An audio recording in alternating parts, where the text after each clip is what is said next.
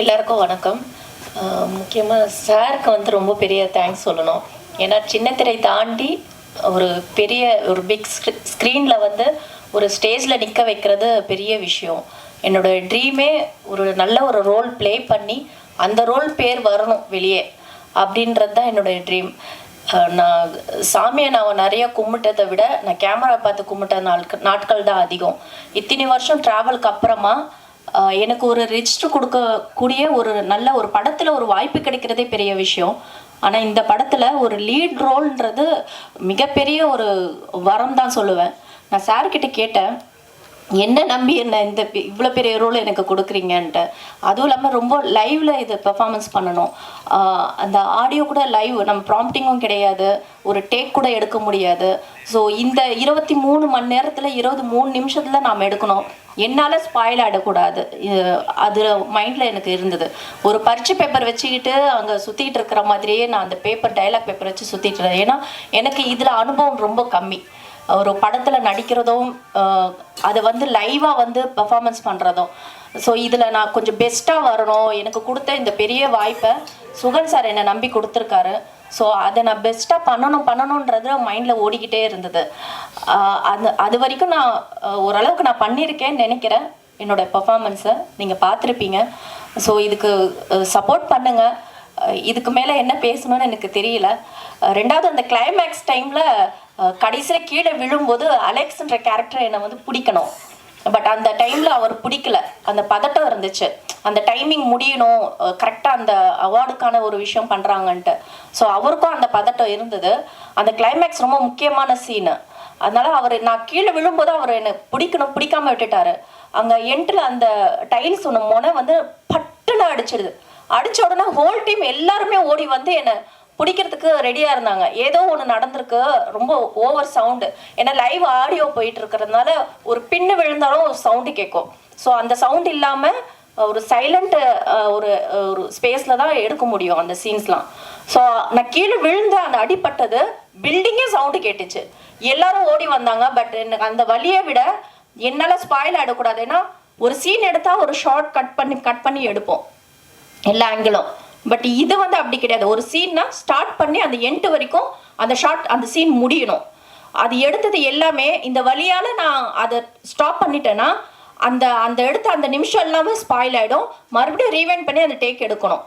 அதனால நான் இங்கே கை வச்சு அழுகிறதை விட எனக்கு ஷூட் பண்ணது வயிற்று பக்கம்ன்றதுனால நான் வயிற்றுல இந்த கையை வச்சுட்டு நான் அழுதேன். எல்லாரும் நினச்சிட்டாங்க ஏதோ ஆயிடுச்சு அடிபட்டுன்ட்டு. பட் இருந்தாலும் அந்த கையை மாற்றிட்டு அந்த சீனை ஃபில் பண்ணுறதுக்காக நான் அழுதேன்.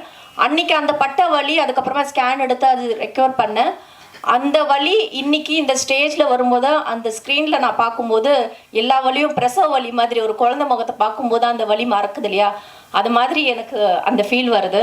ஸோ ரொம்ப தேங்க்ஸ். நான் இதுக்கு எந்த அளவுக்கு நான் நன்றி சொல்லணும்னு தெரியல. நன்றின்ற ஒரு வேர்டு மட்டும் எனக்கு போதாது. ஏன்னா என்னோட மிகப்பெரிய ஒரு கனவை இன்னைக்கு ஆக்குனது டைரக்டர் சுகன் சார். அவருடைய உழைப்பும் என்னுடைய உழைப்பும் மட்டும் கிடையாது. ஹோல் டீம், லைட்டிங் மேன்லேருந்து கேமராமேன்லேருந்து என்னுடைய கோ ஆர்டிஸ்ட்டு, எக்ஸ்பீரியன்ஸ் உள்ள எல்லாரும் என் கூட நடிச்சிருக்காங்க. நான் அவங்க கூட நடிச்சிருக்கேன். ஸோ எல்லாருடைய உழைப்பும் இன்னைக்கு ஒரு படமாக பிரம்மாண்டமாக வந்து நிற்குது.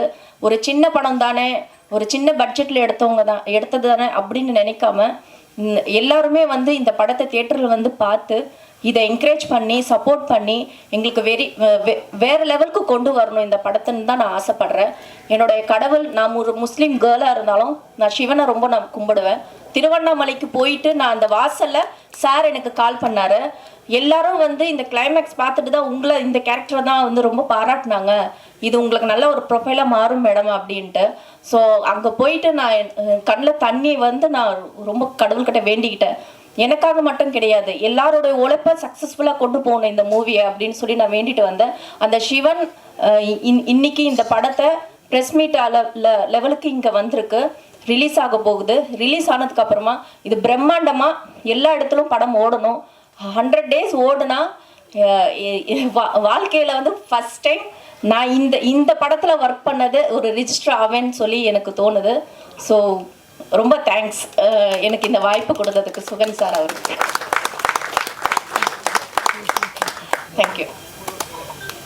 இந்த திரையுலகத்தைச் சேர்ந்த முக்கியமான புள்ளிகளுக்கும் வணக்கம்.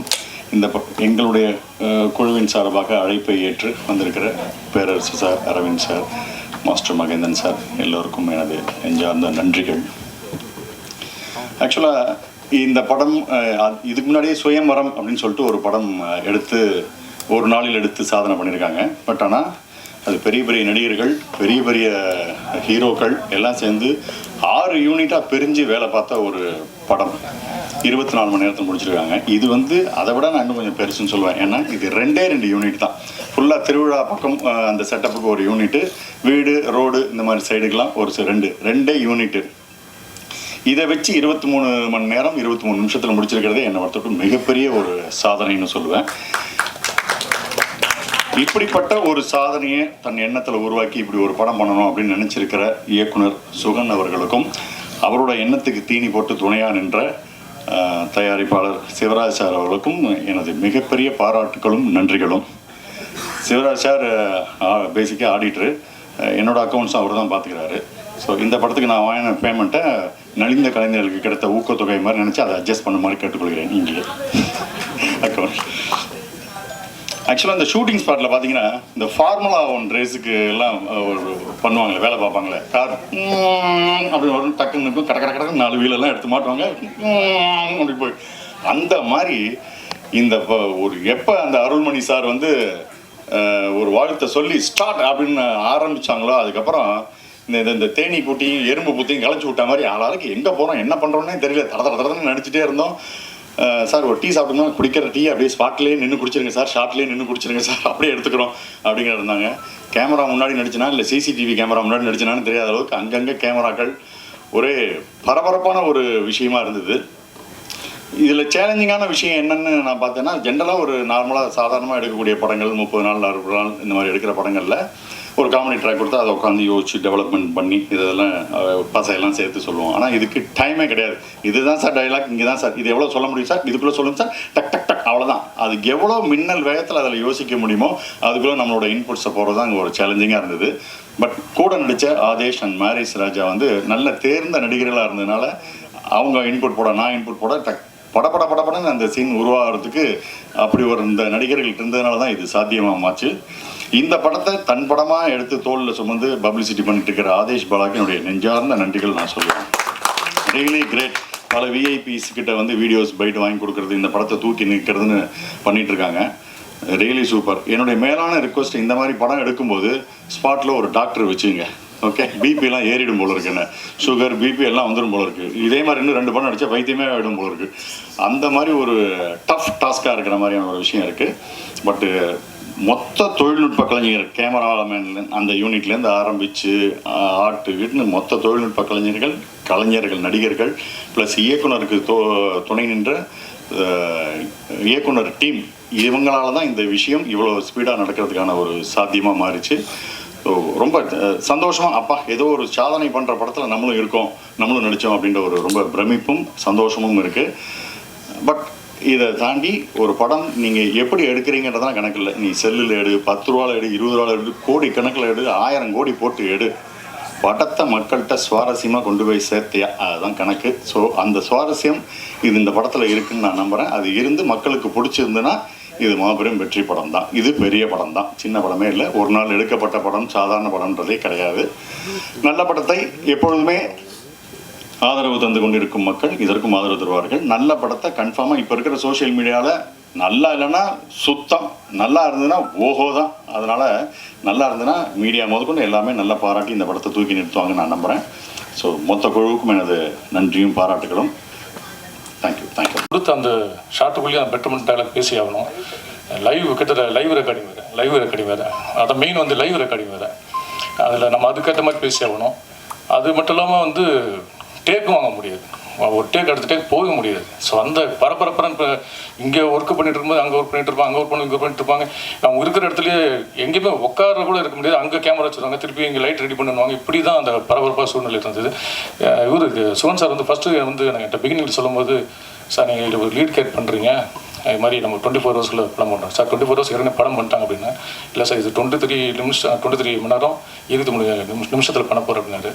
எப்படி சார் பண்ண முடியும் அப்படின்னும் போது, இல்லை பண்ண முடியும் சார், அது எனக்கு ஒரு பெருமைப்பாக எப்படி பண்ண போகிறோம், ஒரு என்ன சொல்கிறது, நம்மளுக்கு ஒரு இனம் புரிய ஒன்று அதை எப்படி பண்ண போகிறோன்ற விஷயம்.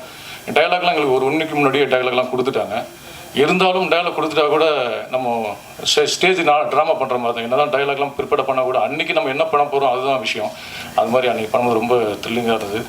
இதில் இந்த நேரத்தில் தேங்க்ஸ் சொல்லிடு நம்ம டெக்னீஷியன்ஸ், கேமராமேன் டெக்னீஷியன்ஸ், அவங்க அந்த லைட்மேன்ஸு அவங்கெல்லாம் அவங்க படம் மாதிரி எடுத்து ஒர்க் பண்ணாங்க. ஸோ யாருமே கடமைக்கு வேலை பார்க்காம அவங்க படம் மாதிரி எடுத்து ஒர்க் பண்ணாங்க. அது மட்டும் இல்லாமல் போஸ்ட் ப்ரொடக்ஷன்ஸ் டீமு அவங்களும் ரொம்ப அழகாக ஒர்க் பண்ணியிருக்காங்க. ரொம்ப எல்லாமே இந்த படத்தை அழகாக கொண்டு வந்திருக்காங்க. ஸோ எல்லாருக்கும் நன்றி. ஒரு விஷயந்தான், நல்ல படத்தை நீங்கள் தான் கண்டிப்பாக கொண்டாடுவீங்க.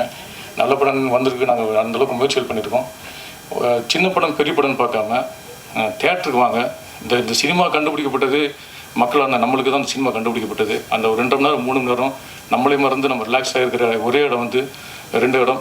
அது ஒன்று கோவில், இன்னொன்று சினிமா. அந்த மாதிரி ஒரு சினிமா இந்த சாதம் இது அழிவிடாமல் காப்பாற்றுற மக்களாகி நீங்கள் தான். இந்த மாதிரி நல்ல நல்ல கண்டென்ட் உள்ள இடத்துல கண்டென்ட் உள்ள படத்தை நீ தியேட்டர் பார்த்து இந்த படத்தை வெற்றி பெற செய்யணும்னு வேண்டிக்கிறேன். ஏன்னா நல்லா இருந்துச்சுன்னா கண்டிப்பாக நீங்கள் நிறைய பேர் சொல்லுங்கள். அதனால் நீங்கள் தேட்டர் முக்கியமாக நீங்கள் தேட்டர் படம் பாருங்கள். ஸோ உங்களோட ஆதரவு என்றைக்கு வேணும்.